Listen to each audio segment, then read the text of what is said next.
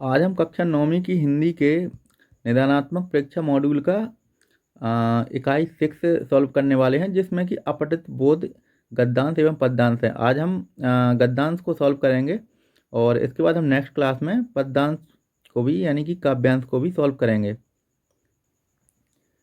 इसके पहले गद्यांश को पढ़ते हैं। यह अंग्रेजी में एक कहावत है कि सत्य के बाद स्वच्छता का स्थान है, अर्थात स्वच्छता जीवन की मूल आवश्यकताओं में शामिल है। मनुष्य मत में स्वच्छता का विचार उत्पन्न करने के लिए शिक्षा का प्रचार करना अनिवार्य है। इसलिए शिक्षित व्यक्ति स्वयं ही स्वच्छता की ओर प्रवृत्त हो जाता है। बाह्य स्वच्छता का प्रभाव हमारी आंतरिक स्वच्छता पर भी पड़ता है। वहीं आंतरिक स्वच्छता सदाचार, नैतिक मूल्य, सद्विचार एवं अच्छी संगति से प्राप्त होती है। ठीक है, यह गद्यांश है। इसमें से हमें क्वेश्चंस के आंसर देने हैं। इसमें पहला जो क्वेश्चन है, पहला है कि उपर्युक्त गद्यांश का शीर्षक क्या हो सकता है। तो इसका शीर्षक है स्वच्छता। ठीक है, इसके बाद इसका जो नेक्स्ट क्वेश्चन है कि हमारी आंतरिक सुरक्षा का आधार क्या है। तो आंसर है कि हमारी आंतरिक स्वच्छता सदाचार, नैतिक मूल्य, सद्विचार एवं अच्छी संगति से प्राप्त होती है। और इसका जो तीसरा क्वेश्चन है कि उपर्युक्त गद्यांश का सारांश लिखिए। तो सारांश यही है कि स्वच्छता हमारी प्राथमिकता है, यह आवश्यक भी है और शिक्षा भी। स्वच्छता से वातावरण शुद्ध होता है। शिक्षित व्यक्ति के लिए शिक्षा अनिवार्य है। शिक्षित व्यक्ति के लिए यहाँ पे शिक्षा की जगह स्वच्छता होना था। शिक्षित व्यक्ति के लिए स्वच्छता अनिवार्य है। ठीक है, स्वच्छता बाह्य नहीं आंतरिक भी होनी चाहिए। ठीक है, और अगर आपको ये क्वेश्चन के आंसर याद करने में या ढूंढने में कोई भी प्रॉब्लम हो तो आप हमें टेलीग्राम पे बता सकते हैं। हमारा टेलीग्राम चैनल का लिंक नीचे डिस्क्रिप्शन में मिल जाएगा। वहाँ पर जाके आप अपने कोई भी डाउट पूछ सकते हैं और बता सकते हैं। अगर कोई भी डाउट हो हम उसको सॉल्व करेंगे। इसके बाद हमारा नेक्स्ट यानी कि दूसरा गद्यांश है। गिरिराज हिमालय का विस्तार अफगानिस्तान की सीमा से लेकर म्यांमार तक फैला है। रूस तथा चीन तक इसकी शाखाएं पहुंचती हैं। इसी पर्वत पर मानसरोवर झील तथा शिव का निवास कैलाश पर्वत है। सिंधु, गंगा, यमुना, ब्रह्मपुत्र तथा कोसी जैसी विशाल नदियों का उद्गम हिमालय ही है। बद्रीनाथ तीर्थ और स्वर्ग से सुंदर कश्मीर हिमालय की गोद में ही बसा है। संसार की सबसे ऊंची चोटी एवरेस्ट हिमालय का मुकुट है। हिमालय भारत की सुरक्षा तथा गौरव का प्रतीक है। तो उपर्युक्त गद्यांश का शीर्षक है हिमालय। ठीक है, इसको आप कर सकते हैं अगर करना हो तो। उपर्युक्त गद्यांश का शीर्षक है हिमालय। ठीक है, इसके बाद नेक्स्ट क्वेश्चन है कि गंगा, यमुना तथा ब्रह्मपुत्र नदियों का जनक कौन है। तो यहाँ पे ये लिखा हुआ है क्वेश्चन में, अगर आप देखेंगे कि सिंधु, गंगा, यमुना, ब्रह्मपुत्र, कोसी जैसी विशाल नदियों का उद्गम हिमालय ही है, यानी कि इसमें सही आंसर हिमालय आ जाएगा। इसके बाद इसका जो तीसरा क्वेश्चन है कि उपर्युक्त गद्यांश का सारांश लिखिए। तो उपर्युक्त गद्यांश का सारांश है कि भारत का हिमालय मात्र पर्वत नहीं है, बल्कि यह भारत का गौरवमयी मस्तक है। इस मस्तक पर एवरेस्ट रूपी मुकुट है। इसका विस्तार बहुत है। इसमें मानसरोवर झील है। तो शिव का तपोभूमि कैलाश पर्वत भी है। यह गंगा, ब्रह्मपुत्र और कोसी नदियों का उद्गम स्थल भी है। यहाँ कई तीर्थ हैं। यह भारत की सुरक्षा तथा गौरव का प्रतीक है। तो ये थोड़ा सा सारांश काफ़ी बड़ा लिख दिया मैंने। इसमें से आप जो है एक दो पैराग्राफ, मतलब एक दो जो वाक्य हैं उसको कम भी कर सकते हैं। और अगर ये पसंद ना आए आपको तो आप मुझे मैसेज कर सकते हैं या कमेंट कर सकते हैं। मैं इसकी आपको जो है दूसरे क्वेश्चन या दूसरे आंसर जो इसके बनेंगे उसको आपको सेंड कर दूंगा या आपको टेलीग्राम में वो दे दूंगा ना। इसके बाद जो नेक्स्ट यानी कि हमारा जो तीसरा गद्यांश है कि विद्या अमूल्य, अनस्वर तथा सर्वोच्च धन है। अन्य सभी प्रकार के धन कभी न कभी नष्ट हो जाते हैं, परंतु विद्या धन कभी नष्ट नहीं होता। रावण स्वर्गमयी लंका को नष्ट होने से न बचा सका। उसका बल तथा धन भी नष्ट हो गया। युद्ध में पराजित हुआ, परंतु श्री राम भी उसका विद्या ज्ञान छीन नहीं पाए। युद्ध में मरणासन्न पड़े रावण से लक्ष्मण ने विद्याधन प्राप्त किया था। अतः विद्याधन ही वह एकमात्र पूंजी है जो हमेशा हमारे साथ रहती है। ठीक है, तो इसमें जो पहला क्वेश्चन है कि रावण के पास सबसे अमूल्य धन कौन सा था। तो रावण के पास सबसे अमूल्य धन विद्या धन था, है ना। और इसके बाद जो नेक्स्ट क्वेश्चन है, यानी कि दूसरा क्वेश्चन है इसका, वो है उपयुक्त गद्यांश यानी कि उपयुक्त अनुच्छेद का सारांश लिखिए। तो उपयुक्त गद्यांश का सारांश है वह है कि मनुष्य के पास सबसे बड़ी पूंजी उसका ज्ञान ही होता है, और सभी चीज़ें नासवान यानी कि नश्वर होती हैं, वो वक्त के साथ ख़त्म हो जाती हैं। लेकिन धन कभी ख़त्म नहीं होता, और धन को कभी भी छीना नहीं जा सकता। बाकी चीज़ें लोग आपसे छीन सकते हैं, लेकिन धन एक ऐसी चीज़ है, यानी कि विद्या एक ऐसी चीज़ है जो आपसे कोई छीन नहीं सकता। यहाँ से आप इसको कट भी कर सकते हैं, आप इसको इतना रख सकते हैं इसमें सारांश। और अगर आप इसको और छोटा करना चाहें तो इसमें से एक आधी लाइन आप और भी निकाल सकते हैं। ठीक है, बाकी मैंने बताया जैसे कि आपको अगर कोई आंसर पसंद नहीं आ रहा है, या आपको कोई आंसर ऐसा लग रहा है कि ये कठिन हो रहा है, तो आप कमेंट कर सकते हैं। ठीक है, मैं आपको दूसरे आंसर प्रोवाइड करा दूंगा। इसके बाद जो तीसरा क्वेश्चन है कि उपर्युक्त अनुच्छेद का शीर्षक क्या है। तो उपर्युक्त अनुच्छेद का शीर्षक यही है कि मूल्यवान पूंजी विद्या, यानी कि विद्या मूल्यवान पूंजी है। तो उपयुक्त गद्यांश का शीर्षक यही हो जाएगा, विद्या मूल्यवान पूंजी या मूल्यवान पूंजी विद्या, है ना। और इसके बाद चौथा जो गद्यांश है हमारा, चौथा गद्यांश है कि भारत में ध्वनि प्रदूषण को दैनिक जीवन का एक हिस्सा माना जाता है, और एक बड़ी सीमा तक हमने इसके साथ रहने के अभ्यस्त हो चुके हैं। इसलिए भारत में ध्वनि प्रदूषण के विरुद्ध सामाजिक चेतना का अभाव है। 45 डेसिबल से अधिक की ध्वनि शोर मानी जाती है। जो 45 डेसिबल से अधिक की ध्वनि है ना, उसको जो WHO है, यानी कि वर्ल्ड हेल्थ ऑर्गेनाइजेशन, उसने शोर की श्रेणी में रखा है इसको। जबकि दिल्ली, कोलकाता तथा मुंबई जैसे महानगरों में ध्वनि का स्तर 90 डेसिबल से भी अधिक है। यहाँ पे क्योंकि बहुत ज़्यादा वाहन चलते हैं, और बहुत सारी चीज़ें होती हैं, बहुत सारी एक्टिविटी होती हैं, इसके कारण यहाँ पे जो ध्वनि का स्तर है वो 90 डेसिबल से भी अधिक होता है। उल्लेखनीय है कि मुंबई विश्व का तीसरा सबसे अधिक शोरगुल वाला शहर है। अतरु भारत में ध्वनि प्रदूषण के विरुद्ध व्यापक एवं प्रभावी कानून की महती आवश्यकता है। ठीक है, इसमें पहला क्वेश्चन है हमारा, उपयुक्त गद्यांश का शीर्षक। उपयुक्त गद्यांश का शीर्षक है ध्वनि प्रदूषण। ठीक है, इसको आप हटा सकते हैं चाहें तो, इसका शीर्षक आप लिख सकते हैं ध्वनि प्रदूषण। ठीक है, इसके बाद जो नेक्स्ट इसमें क्वेश्चन है, नेक्स्ट क्वेश्चन है ध्वनि प्रदूषण क्या है। तो ध्वनि प्रदूषण वह प्रदूषण है जो 45 dB यानी कि डेसिबल से अधिक ध्वनि के कारण उत्पन्न होता है ना। इसके बाद इसका तीसरा क्वेश्चन है उपयुक्त गद्यांश का सारांश लिखिए। तो उपयुक्त गद्यांश का सारांश है कि भारत हो या विश्व आज कई प्रकार के प्रदूषण के कारण समस्याओं से जूझ रहा है। ध्वनि प्रदूषण एक वैश्विक समस्या है। ठीक है, और ध्वनि प्रदूषण के लिए कानून बनाए जाने चाहिए। ठीक है, इसमें आप ये भी ऐड कर सकते हैं। आप गद्यांश को जहाँ तक है वहाँ तक आप समझने की कोशिश करें। आप जितना ज़्यादा उसको समझेंगे, आप क्वेश्चंस के आंसर उसी प्रकार से दे पाएंगे। अगर क्वेश्चंस चेंज होके भी आ गए कुछ, तो आप उसमें से बना सकते हैं क्वेश्चन। बस इसके लिए आपको ज़रूरी है कि आप गद्यांश को अच्छे से पढ़ें, एक जो डीप नज़र होती है ना, उससे पढ़ें और उसको समझें, और उसके बाद उसके आंसर जो है क्वेश्चन के, वो आप ईजिली दे पाएंगे। अब इसके बाद हम नेक्स्ट देखते हैं। जो नेक्स्ट गद्यांश है हमारा, यानी कि गद्यांश पाँचवा, वो है कि तेजी से बढ़ती हुई जनसंख्या, सिकुड़ते जंगल, अवैध शिकार, पर्यावरण प्रदूषण तथा ध्वस्त होता पारिस्थितिक तंत्र जैव विविधता के प्रमुख खतरे हैं। ठीक है, जैव विविधता का सर्वाधिक ह्रास वन्य प्राणियों में हुआ है। मॉरिशस का डोडो, स्कॉटलैंड का ग्रेट ऑक तथा न्यूजीलैंड का मोआ पक्षी ऐसे प्राणी हैं जिन्हें हम अब कभी नहीं देख सकते। भारत में एशियाई सिंह, चित्तीदार तेंदुआ, कस्तूरी मृग, काला हिरण, तापीर और सुनहरा लंगूर तथा सिंह पूंछ बंदर विलुप्त होने के कगार पर हैं। यदि यदि इनके संरक्षण के प्रभावी उपाय ना किए गए तो इन नायाब जीवों को हम हमेशा हमेशा के लिए खो देंगे। तो जैव विविधता बेसिकली ये होती है कि जो एक जगह पे मतलब जितने सारे जीव रहते हैं, ठीक है। और जितने अधिक जीव होंगे वहाँ पर जैव विविधता उतनी ज़्यादा मानी जाएगी, और जितने कम जीव होंगे यानी कि कम प्रजाति के जीव होंगे वहाँ पर जैव विविधता उतनी कम मानी जाएगी।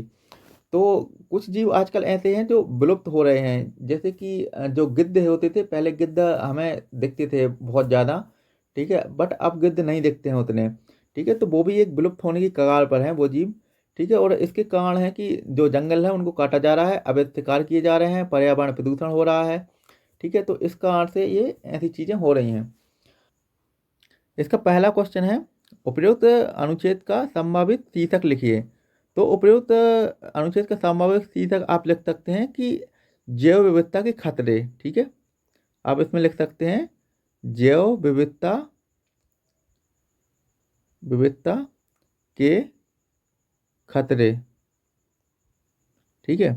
ये आप इसका शीर्षक लिख सकते हैं।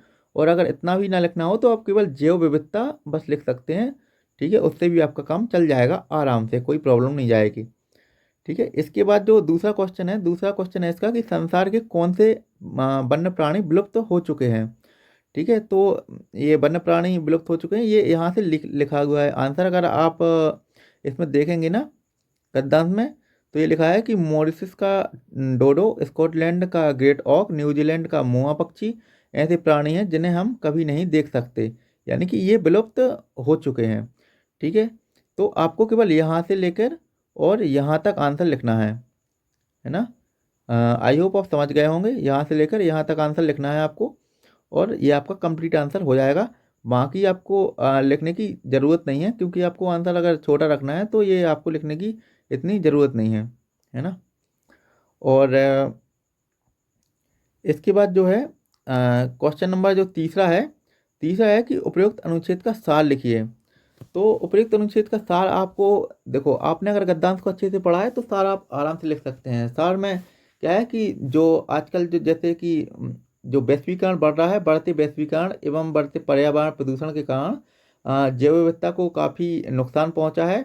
और वर्तमान में कई वन्य जीव हैं जो विलुप्त हो चुके हैं, और कई जीव ऐसे हैं जो विलुप्त होने की कगार पर हैं, ठीक है। तो आप ऐसे करके अनुच्छेद का सार लिख सकते हैं। अगर आप नहीं लिख पा रहे हैं तो आप हमें बता सकते हैं, हम आपको टेलीग्राम पर इसका आंसर प्रोवाइड करा देंगे। अगर आपको ये आंसर नहीं जम रहा है जो इसमें दिया गया है, अगर ये नहीं जम रहा है आपको, तो आप बता सकते हैं हमें, हम आपको दूसरा आंसर प्रोवाइड करा देंगे, ठीक है। वैसे ये आंसर भी अच्छा है, आप इसको भी लिख सकते हैं। जैसे बढ़ते वैश्वीकरण एवं आधुनिकीकरण के कारण प्राकृतिक और मानवीय जीवन प्रभावित हुआ है। जनसंख्या के बढ़ने से जैव विविधता वन्य जीव प्रभावित हुए हैं। कई महत्वपूर्ण प्रजातियां विलुप्त हो रही हैं। और अगर समय रहते पर्यावरण के संरक्षण पर चिंतन मनन नहीं किया गया तो इसके बुरे दुष्प्रभाव होंगे। ये एक परफेक्ट आंसर है इसका, ठीक है। और बाकी आप जो अनुच्छेद का सार है वो अपने मन से भी बना सकते हैं, अगर आप अनुच्छेद को अच्छे से पढ़ते हैं, ठीक है। नहीं तो आप इसको याद रखिए, ये बहुत ही परफेक्ट आंसर है। और इसके बाद नेक्स्ट को देखते हैं हम। तो इसमें हमारा जो नेक्स्ट गद्यांश है वो है, निंदा का उद्गम हीनता और कमजोरी से होता है। निंदा करके उनके अहम को तुष्टि मिलती है। ज्यों कर्म क्षीण हो जाता है त्यों निंदा की प्रवृत्ति में दिनों दिन इजाफा होता चला जाता है। निंदा कुछ लोगों की पूंजी होती है, बड़ा लंबा चौड़ा व्यापार फैलाते हैं। वे इस पूंजी का कई लोगों की प्रतिष्ठा ही दूसरों की कलंक कथाओं के पारायण पर आधारित होती है। कई लोगों की प्रतिष्ठा ही दूसरों की कलंक कथाओं के पारायण पर आधारित होती है, ठीक है। इसमें काफ़ी कठिन शब्दों का यूज किया गया है। अगर आपको इसमें से कोई शब्द अगर समझ में भी ना आए, ठीक है, तो आप बता सकते हैं। जैसे इजाफा का मतलब होता है कि बढ़ना, ठीक है। और कई लोगों की प्रतिष्ठा ही दूसरों की कलंक कथाओं के पुराण पर आधारित होती है। कलंक कथाओं मतलब दूसरों पर दोष लगाने से या दूसरों की निंदा करने से, दूसरों की बुराई करने से, ठीक है। उनकी जो प्रतिष्ठा है वो उनकी जो दूसरों की बुराई वो करते हैं उसके कारण उनकी प्रतिष्ठा बनी रही हुई है, इसका ये मतलब है, ठीक है। तो आप अगर कोई भी वर्ड आपको समझ में नहीं आए तो आप कमेंट में पूछ सकते हैं, ठीक है, और उसका आंसर आपको ज़रूर मिलेगा। और इसके क्वेश्चंस देख लेते हैं। इसका पहला क्वेश्चन है कि गद्यांश का शीर्षक लिखिए। गद्यांश का शीर्षक है निंदा, ठीक है। निंदा आप गद्यांश का शीर्षक लिख सकते हैं अगर आपको एक वर्ड में लिखना है तो, ठीक है। ये परफेक्ट शीर्षक है आपके लिए। इसमें जो है दूसरा जो क्वेश्चन है, दूसरा क्वेश्चन है लोग दूसरों की निंदा क्यों करते हैं। ठीक है, तो इसमें ये परफेक्ट आंसर है कि निंदा करने से लोगों के अहम को संतुष्टि मिलती है। ठीक है, इसलिए लोग दूसरों की निंदा करते हैं। और इसमें जो तीसरा क्वेश्चन है उसका है कि उपयुक्त गद्यांश का सारांश लिखिए। ठीक है, तो उपयुक्त गद्यांश का सारांश है कि निंदा मनुष्य को कमजोर और असहाय बनाती है। ठीक है, और इसमें आप अगर आगे ऐड करना चाहें तो ये भी ऐड कर सकते हैं कि दूसरों की निंदा करके लोग अपनी प्रतिष्ठा को बढ़ाते हैं। ठीक है, बस बनना आपके लिए ये सारांश परफेक्ट है। ठीक है, और इसके बाद हम नेक्स्ट जो है गद्यांश को देखते हैं। नेक्स्ट गद्यांश हमारा जो 7वें नंबर का है वो है कि हमारी जीवन शैली में कंप्यूटर और इंटरनेट का दखल इस कदर बढ़ता जा रहा है कि संभव है कि आने वाले समय में इंसान कंप्यूटर और कंप्यूटर इंसान बन जाएगा। ठीक है, ये बहुत ही अच्छी लाइन लिखी है इनने कि आने वाले समय में ऐसा हो सकता है कि कंप्यूटर इंसान और इंसान कंप्यूटर बन जाए। कंप्यूटर विशेषज्ञ और लेखक कवि रे कुर्जबील ने भविष्यवाणी की है कि सन 2029 तक कंप्यूटर और इंसान में तमीज कर पाना मुश्किल हो जाएगा। तमीज मतलब कि अंतर। ठीक है, कंप्यूटर और इंसान में अंतर कर पाना मुश्किल हो जाएगा और सदी के अंत तक तो वे सर्वथा एक रूप हो जाएंगे। सदी के अंत तक मतलब ये जैसे 21वीं सदी चल रही है। ठीक है, तो 2080 90 95 तक ऐसा हो जाएगा कि वे सर्वदा एक रूप हो जाएंगे, मतलब कंप्यूटर और इंसान एक जैसे दिखेंगे। इसका बेसिकली मतलब है एआई से, एआई रोबोट्स, इससे मतलब है कि रोबोट्स और इंसान में फर्क करना मुश्किल हो जाएगा। ठीक है, अब इसका पहला क्वेश्चन देखते हैं। पहला क्वेश्चन है कि उपयुक्त गद्यांश का शीर्षक लिखिए। तो उपयुक्त गद्यांश का शीर्षक है कंप्यूटर और मनुष्य। कंप्यूटर और इंटरनेट की जगह आप इसको कंप्यूटर और मनुष्य कर सकते हैं। कंप्यूटर और मनुष्य या कंप्यूटर और इंसान। ठीक है, और इसके बाद इसका दूसरा क्वेश्चन जो है, दूसरा क्वेश्चन है कि इंसान के कंप्यूटर बन जाने से, ठीक है, इंसान के कंप्यूटर बन जाने से समाज को क्या खतरे हैं। इंसान के कंप्यूटर बन जाने से समाज को खतरे हैं। जब मनुष्य कंप्यूटर की तरह बन जाएगा तो उसमें संवेदना और चारित्रिक गुण खत्म हो जाएंगे। ठीक है, कितना परफेक्ट आंसर और कितना परफेक्ट वर्ड है ये कि उसमें संवेदना यानी कि जो इमोशंस होते हैं मनुष्य के, ठीक है, कि वो दूसरों के दुख से दुखी हो जाता है, ठीक है, दूसरों की खुशी से खुशी हो जाता है। ठीक है, वो उसमें इमोशंस खत्म हो जाएंगे उसके। ठीक है, क्योंकि जब अगर वो रोबोट्स की तरह बन जाएगा तो रोबोट्स में और मशीनों में तो कोई इमोशंस नहीं होते ना।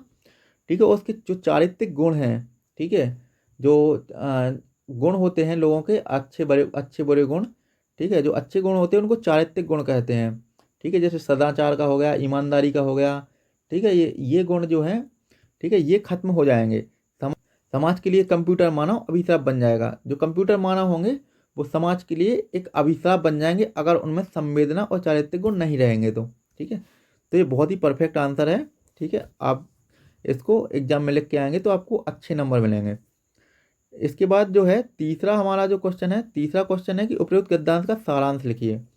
ठीक है, तो उपयुक्त गद्यांश का सारांश जो है सारांश है कि यह कल्पना जल्द ही साकार होने जा रही है कि अब इंसान भी कंप्यूटर जैसा बन जाएगा, और अगर ऐसा हुआ तो इंसान में तमीज इंसान में और इंसान और कंप्यूटर में तमीज कर पाना मुश्किल हो जाएगा।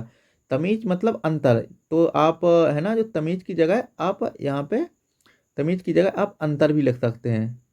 ठीक है, अगर आपको सरल वर्ड लिखना है तो तमीज की जगह आप अंतर लिख सकते हैं।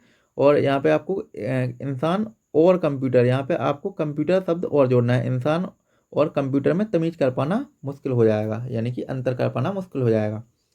ठीक है, अब इसके बाद नेक्स्ट जो है हमारा नेक्स्ट गद्यांश को हम देखते हैं।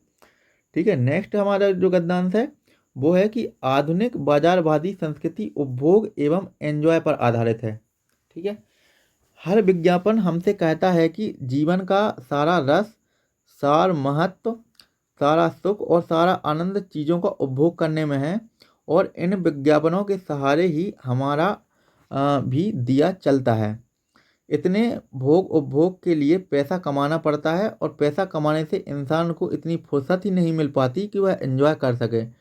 ठीक है, ये मतलब कितनी अच्छी बात है ना कि लोग बोलते हैं कि एंजॉय करो। ठीक है, लेकिन जो आज का टाइम है, आज के टाइम में एंजॉय करने के लिए पैसा चाहिए, और अगर आप पैसा कमाने निकलेंगे तो आपके पास इतना टाइम ही नहीं हो पाएगा कि आप एंजॉय कर सकें। ठीक है, इसके आगे देखते हैं। अतः इसी बात की पूरी संभावना है कि 21वीं सदी में एंजॉय करने का आग्रह और एंजॉयमेंट के लिए समय की कमी दोनों बढ़ेंगे। ठीक है, तो इसका है आपको इसका गद्यांश का जो शीर्षक लिखना है, संभावित शीर्षक लिखना है आपको कि उपभोगवादी संस्कृति। ठीक है, आप इसमें लिखेंगे उपभोगवादी, ठीक है, उपभोगवादी संस्कृति। आप उपभोगवादी संस्कृति इसका शीर्षक लिख सकते हैं। आप इसमें बाजारवादी संस्कृति भी इसका शीर्षक लिख सकते हैं, जो आपको पहली ही लाइन में दिया गया है। ठीक है, आप इसको विज्ञापन को ना लिख के ये लिख सकते हैं, या आप उपभोगवादी संस्कृति लिख सकते हैं, आप बाजारवादी संस्कृति इसका शीर्षक लिख सकते हैं। ठीक है, और इसके बाद जो सेकंड क्वेश्चन है, हमारा सेकंड क्वेश्चन है कि 21वीं सदी का इंसान एंजॉय क्यों नहीं कर पाएगा। ठीक है, तो ये आपको जैसे मैंने बताया था ना कि 21वीं सदी का जो इंसान है वो एंजॉय करने के लिए उसे पैसा कमाना पड़ेगा, और उसे पैसा कमाने से इतनी फुर्सत ही नहीं मिल पाएगी कि वो एंजॉय कर सके। ठीक है, तो इसको आप सीधा सीधा लिख सकते हैं। और इसके बाद जो हमारा जो तीसरा क्वेश्चन है कि गद्यांश का सारांश लिखिए। ठीक है, तो सारांश है कि अगर इंसान के पास पैसा नहीं है, ठीक है, तो वह एंजॉय नहीं कर सकता। ठीक है, और 21वीं सदी का जो मनुष्य है वह पैसा कमाने में इतना बिजी है कि उसके पास एंजॉय करने के लिए टाइम नहीं है। ठीक है, तो जो मैं बोल रहा हूँ वो आप गद्यांश का सारांश लिखिए। ठीक है, और बाकी अगर आपको किसी चीज़ में कोई डाउट आता है तो आप वो मुझसे बेशक पूछ सकते हो, मैं आपको उसका पक्के से 100% उसका आंसर दूंगा। ठीक है,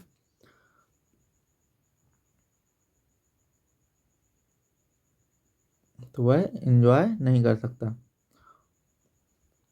इसके बाद जो है हमारा जो 9th नंबर का जो गद्यांश है ये है कि भारत में टीवी और इंटरनेट के प्रभाव से सांस्कृतिक उपनिवेशवाद तेजी से अपने पांव पसार रहा है। सदियों तक शासन करने के बावजूद अंग्रेज हमारे शहरी लोगों को पतलून पहनने का कायल कर ना सके। ठीक है, और ना ही हाउ टू डू कहने का। लेकिन मैकवेल्ड ने चंद ही सालों में अमेरिकी जीन्स हमारे लड़के लड़कियों की खास पोशाक बना दी, और अभी जगह बच्चों को अंकल आंटी से हाय और बाय बोलना सिखा दिया। ठीक है, जो पहले हमारी संस्कृति थी वो ये थी कि हम अंकल आंटी या कोई भी बड़ा बुजुर्ग इंसान है तो उससे उसके पैर छूते थे। ठीक है, या उसको नमस्ते करते थे, लेकिन आजकल हम हाय हेलो बोलने लगे हैं। ठीक है, तो यही है सांस्कृतिक उपनिवेशवाद कि हम अपनी संस्कृति को छोड़ के दूसरों की संस्कृति के जो गुण अपना रहे हैं। बेसिकली ये पाश्चात्य संस्कृति है, यानी कि अमेरिकी और यूरोप की संस्कृति है ये हाय हेलो और हाउ डू यू डू ये सारी चीज़ें बोलना। ठीक है, हमारी संस्कृति ये नहीं है, तो पर हम ये सीख रहे हैं। ठीक है, यानी कि हमें ये गुण आ रहे हैं, तो यही है सांस्कृतिक उपनिवेशवाद। ठीक है, और इसके बाद देखते हैं उसके बाद है कि भारत उसके बाद है कि भारत की मध्यवर्गीय जनता ने happy birthday, happy New Year, happy wedding anniversary, Father's Day, Mother's Day, Valentine Day जैसे हैप्पीनेस के नए अवसर जुटा लिए हैं, जो पूरी तरह कार्ड, उपहार और बाजार से जुड़े हुए हैं। नई सदी में सांस्कृतिक गुलामी की प्रवृत्ति तेजी से बढ़ी है ना। तो इसका जो गद्यांश का शीर्षक लिखना है, पहला क्वेश्चन है गद्यांश का शीर्षक लिखिए। गद्यांश का शीर्षक है सांस्कृतिक उपनिवेशवाद। ठीक है, उपनिवेशवाद। और इसका जो दूसरा क्वेश्चन है कि सांस्कृतिक उपनिवेशवाद या सांस्कृतिक, ठीक है, गुलामी से क्या आता है। तो इसका आंसर है कि अपनी संस्कृति को भूलकर अन्य संस्कृतियों के गुणों को अपनाना सांस्कृतिक गुलामी या सांस्कृतिक उपनिवेशवाद है। ठीक है, इसका जो तीसरा क्वेश्चन है उपयुक्त गद्यांश का सार लिखिए। तो सार है भारत में इंटरनेट से सांस्कृतिक उपनिवेशवाद को बल मिला है। जो काम अंग्रेज इतने साल में नहीं कर सके वह टीवी और इंटरनेट ने कुछ ही समय में कर डाला। आज नई पीढ़ी सांस्कृतिक गुलामी का तेजी से शिकार हो रही है। ठीक है, इसके बाद हम अपने जो नेक्स्ट गद्यांश को देखते हैं, यानी कि 10वें नंबर के। यह है लोक साहित्य में लोकगीतों का विशेष स्थान है। ये गीत व्यक्ति विशेष के ना होकर समूह के होते हैं। इनका रचयिता अज्ञात होता है और ये प्रायः मौखिक रूप से एक पीढ़ी से दूसरी पीढ़ी या एक स्थान से दूसरे स्थान में स्थानांतरित होते हैं। लोकगीत लोक जीवन का दर्पण होते हैं, जिनमें लोक संस्कृति के समस्त पक्षों का वर्णन होता है। लोकगीत धर्म, सामाजिक रीति रिवाज, दर्शन, ज्योतिषी, वेदक, सदाचार, उपदेश, लोक व्यवहार, मनोरंजन तथा जीवन के समस्त पक्षों का संचित कोष होते हैं। ठीक है। और इसका जो पहला क्वेश्चन है गद्यांश का शीर्षक, जो कि बेसिकली हर गद्यांश में पहला क्वेश्चन यही रहता है कि गद्यांश का शीर्षक लिखिए। ठीक है। गद्यांश का शीर्षक है लोकगीत लोक जीवन का दर्पण। ठीक है। और दूसरा क्वेश्चन है कि लोकगीतों की कोई दो विशेषताएं लिखिए। ठीक है। तो दो की जगह मैंने यहाँ पे 3 विशेषताएं लिख दी हैं। ठीक है। आप इनमें से कोई भी 2 को याद कर सकते हैं। अगर आप तीनों को याद करेंगे तो अच्छा रहेगा, क्योंकि अगर एग्जाम में एक क्वेश्चन आया तो कम से कम आपको वहाँ पे अगर 3 याद नहीं आएंगे 2 तो याद आएंगी, और आपको 2 ही लिखनी है। तो यहाँ पे पहली विशेषता है कि लोकगीत किसी व्यक्ति विशेष के नाम का समूह के होते हैं। ठीक है। और दूसरा है लोकगीत लोक जीवन व लोक संस्कृति के दर्पण होते हैं। और यहाँ पर तीसरा है लोकगीत प्राय मौखिक रूप से एक पीढ़ी से दूसरी पीढ़ी को स्थानांतरित होते हैं। ठीक है। लोकगीत बेसिकली वो गीत होते हैं जो हमारे जो गांव में या हमारे समाज में, मतलब गांव के लोगों द्वारा ही गाए जाते हैं। वो किसी किताबों में लिखे हुए नहीं हैं। ठीक है। बल्कि वो लोग एक एक दूसरे से मतलब गा के ही सीखते हैं और सुन के सीखते हैं। ठीक है। तो लोकगीत बेसिकली वही गीत हैं। और इसके बाद जो हमारा इसमें नेक्स्ट क्वेश्चन है कि उपयुक्त गद्यांश का सारांश लिखिए। तो उपयुक्त गद्यांश का सारांश है कि लोकगीत लोक साहित्य का एक प्रमुख अंग है। इसमें लोक संस्कृति के विभिन्न पक्षों जैसे धर्म, सामाजिक रीति रिवाज, दर्शन, ज्योतिषी, सदाचार आदि का वर्णन होता है। ठीक है। इसके बाद हमारा जो नेक्स्ट गद्यांश है 11 नंबर का। 11 नंबर वाला जो गद्यांश है ये है कि इस संसार में पृथ्वी, आकाश, चंद्रमा, सूर्य, ये जो बड़े बड़े चरखे हैं, इनको भी चलाने के लिए कोई एक है। ठीक है। जब तक वह इन्हें चला रहा है तब तक ये चल रहे हैं। उदाहरण स्वरूप इस चरखे को जब मैं चलाती हूँ, यहाँ पे मैं से जो मैं से मतलब है प्रकृति। ठीक है। तो यहाँ पे लिखा है कि इस चरखे को जब मैं चलाती हूँ तो यह मेरे हिसाब से चलता है। यदि इसे चलाने के लिए कोई दूसरा बैठ जाए तो यह चरखा तभी ठीक प्रकार से चलेगा जब वह मेरे अनुसार या मेरे अनुकरण करके चलाएगा। यदि वह विपरीत ढंग को अपनाएगा तो यह चरखा नहीं चलेगा या टूट जाएगा। ठीक है। अब इन्होंने ये एक आपको जो है कल्पना करने के लिए एक फैक्ट दे दिया है। ठीक है। अब इसके आगे जो मेन पार्ट है वो यहाँ से शुरू है कि ठीक यही नियम प्रकृति रूपी चरखे के साथ भी है। परमात्मा ने जिस ढंग से इस प्रकृति का निर्माण किया है, हमें उसके नियमों का पालन करना चाहिए। प्रकृति के नियम को तोड़ने पर यह प्रकृति जो हमारी सहचरी, पालिका और पोषिका है, इसका स्वरूप विध्वंसक व संहारकारी हो जाएगा। भूकंप, अनावृष्टि, अतिवृष्टि, पर्यावरण संकट, जल संकट इत्यादि संकट स्वास्थ्य और जीवन अस्तित्व के संकट को जन्म देंगे। ठीक है। तो बेसिकली इस गद्यांश में ये कहा गया है कि अगर आप जो प्राकृतिक नियम है, अगर आप उनको फॉलो नहीं करेंगे और आप जो अपनी जो प्रकृति है उसको प्रदूषित करेंगे, ठीक है, या आप जो है ज़्यादा खनन करेंगे, ठीक है, और ज़्यादा प्रदूषण करेंगे, जो प्राकृतिक संतुलन है वो बिगड़ेगा। और अगर प्राकृतिक संतुलन बिगड़ेगा तो वही जो प्रकृति है जो आपको आज अनाज उगा के दे रही है, फल फूल वृक्ष हर चीज़ दे रही है, ठीक है, वो आगे चल के नहीं देगी। ठीक है। वो आपके लिए एक ऐसी चीज़ बन जाएगी कि वो आपको फिर फायदा नहीं नुकसान पहुंचाएगी। ठीक है। भूकंप आएंगे, जैसे अनावृष्टि होगी, अतिवृष्टि होगी, पर्यावरण संकट होगा, ठीक है, और जल संकट होगा, जैसे कहीं वर्षा नहीं होगी, कहीं बहुत ज़्यादा वर्षा हो गई। ठीक है। तो ये सारी चीज़ें होंगी। तो यही इस गद्यांश का बेसिकली जो सार है वो यही है। अब इसका जो पहला क्वेश्चन है उसको देखते हैं। पहला क्वेश्चन है कि उपयुक्त गद्यांश का उचित शीर्षक लिखिए। तो उपयुक्त गद्यांश का उचित शीर्षक है प्रकृति के नियम। ठीक है। और इसका जो दूसरा क्वेश्चन है कि प्रकृति के नियम तोड़ने से क्या होगा। तो आंसर है कि प्रकृति के नियम तोड़ने से इसका स्वरूप विध्वंसकारी हो जाएगा। जो प्रकृति आज हमारी पालिका और पोषिका है, ठीक है, वही हमारी संहारकारी हो जाएगी। ठीक है, संहारकारी मतलब विनाशकारी हो जाएगी। और इसके बाद इसका तीसरा क्वेश्चन देखते हैं। इसका तीसरा क्वेश्चन है, उपयुक्त गद्यांश का सार लिखिए। ठीक है, तो उपयुक्त गद्यांश का सार है कि हमें प्रकृति के नियमों का पालन करना चाहिए। यदि हमने ऐसा नहीं किया तो इसके परिणाम हमारे और हमारी आने वाली पीढ़ियों के लिए विध्वंसकारी होंगे। ठीक है, तो यहाँ पे जो ये गद्यांश वाले सारे क्वेश्चंस थे वो यहाँ पे ख़त्म होते हैं पूरी तरीके से। और हमने टोटल इसके जो है 11 गद्यांश किए हैं। और इसके बाद हम नेक्स्ट वीडियो में जो अपठित काव्यांश वाला जो पार्ट है इसको सॉल्व करेंगे। ठीक है, और तब तक के लिए पढ़ते रहें आप अच्छी तरीके से। और अगर आपको किसी भी तरीके का कोई डाउट हो तो आप हमारे टेलीग्राम चैनल को ज्वाइन कर लें। टेलीग्राम चैनल की लिंक हमने डिस्क्रिप्शन में नीचे दी गई है।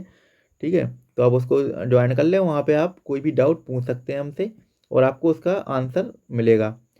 ठीक है, तो थैंक यू। इस वीडियो को देखें और अपने जो क्लासमेट हैं, अपने दोस्त हैं, उनके साथ शेयर करें।